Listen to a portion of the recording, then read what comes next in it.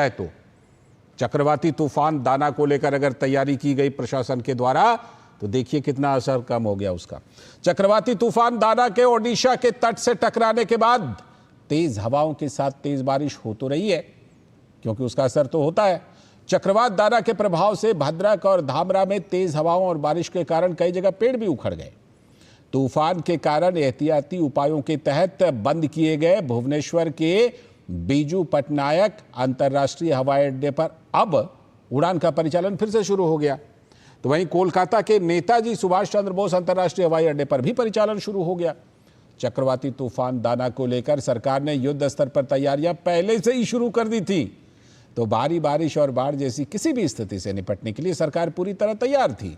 ओडिशा के मुख्यमंत्री मोहन चरण मांझी ने भुवनेश्वर में चक्रवाती तूफान दाना के लैंडफॉल के बाद की स्थिति की समीक्षा की और संभावित प्रभावों को कम करने के लिए पर्याप्त उपाय पहले से ही कर लिए थे, जिसकी वजह से कोई जनहानि नहीं हुई। ये खुशी की बात है, संतोष की बात है।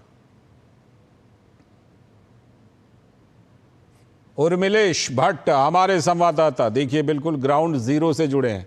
अभी उनके पीछे खामोशी सी दिख रही है। हो गया दाना तूफान, उर्मिलेश गुजर गया लगता है, क्योंकि आपके पीछे मुझे बड़ी एकदम शांत सा दिख रहा है और बड़ी संतोष की बात, खुशी की बात कि तैयारियों की वजह से मतलब निपट गया चक्रवाती तूफान और कोई खास नुकसान तो नहीं कर पाया।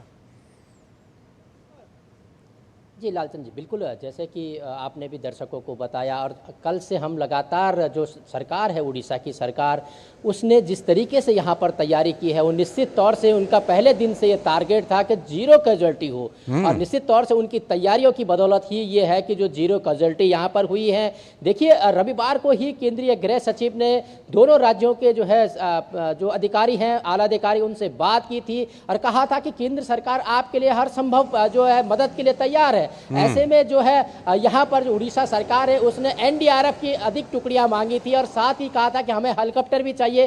तुरंत गृह सचिव हैं उन्होंने कहा था कि हम आपको जो है पूरी मदद करेंगे। तो निश्चित तौर से पहले दिन से ही, सोमवार से ही यह कहा जाए कि पूरी तरीके से जो है यहाँ पर युद्ध स्तर पर तमाम तैयारियां कर दी गई थी। इतना तक कहा गया है प्रशासन की तरफ से कि पोस्ट जो इसके बाद मतलब चक्रवात के बाद जो नुकसान होगा उसके आकलन तक की जो है कमेटियां की बात की गई थी कि किस तरीके से कमेटी बैठेंगे अगर कोई नुकसान किसानों का होता है और वो जो है यहाँ पर अपनी रिपोर्ट सौंपेगी और जो भी किसानों का जो है नुकसान होगा उसकी जो है उसका जो मुआवजा सरकार देगी। तो निश्चित तौर से यहाँ पर जो है एनडीआरएफ को एडवांस में बुला दिया गया था, यहाँ की ओआरएफ है उसको बुला दिया गया था और जो अग्निशमन के अलावा जो है कोस्ट गार्ड और नौसेना को भी जो अलर्ट मोड पर रखा गया था। इतना ही नहीं, जो गोताखोर है उनको भी अलर्ट मोड पर रखा गया था और खुद जो है यहाँ के मुख्यमंत्री कल रात भी 11:30 बजे के आसपास उन्होंने जो है तमाम अधिकारियों से वीडियो कॉन्फ्रेंसिंग के जरिए भी बात की है और सुबह आपने देखा होगा तड़के 7:30-8 बजे के आसपास भी उन्होंने तमाम अधिकारियों से जायजा लिया कि कितना नुकसान हुआ है।